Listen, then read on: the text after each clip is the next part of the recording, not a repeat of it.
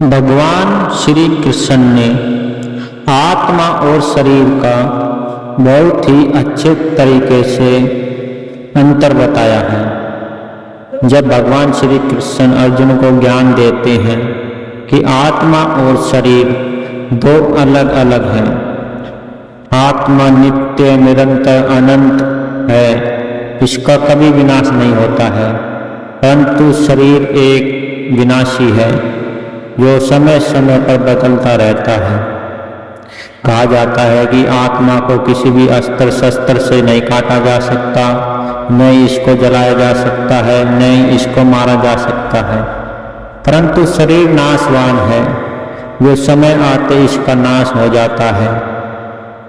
शरीर एक वस्त्र की तरह है, जिस प्रकार पुराने वस्त्र छोड़कर नए वस्त्र धारण करते हैं, इसी प्रकार आत्मा भी अपने पुराने शरीर को छोड़कर अगले नए शरीर में चली जाती है। इस संसार में मनुष्य के दो द्वार होते हैं, एक मृत्यु का द्वार और एक जन्म का द्वार। कहा जाता है कि जैसे ही मनुष्य मृत्यु के द्वार तक पहुंचता है तो उसका पुराना शरीर वहां पर रह जाता है, जैसे ही वह नए दरवाजे में जाता है उसको उसका नया शरीर प्राप्त हो जाता है। यह चक्कर नित्य निरंतर चलता रहता है जब तक कि वह मोक्ष को प्राप्त ना कर ले। कहा जाता है कि मनुष्य का शरीर अब एक ही जन्म में भी उसको कई ही शरीर मिलते हैं।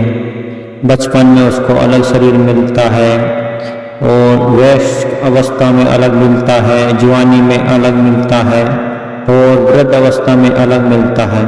एक मनुष्य एक जन्म में भी अनेक शरीर प्राप्त करता है, परंतु आत्मा नित्य निरंतर एक ही होती है जो कभी नहीं बदलती है।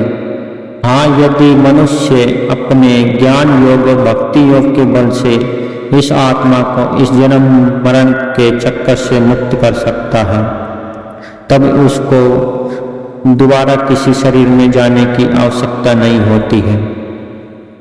इसलिए यदि आप अपने इस जन्म मरण के चक्कर से मुक्त होना चाहते हैं और दोबारा बार बार किसी अन्य शरीर में नहीं जाना चाहते हैं, तो आपको सब कुछ छोड़ते हुए भगवान की शरण ले लेनी चाहिए।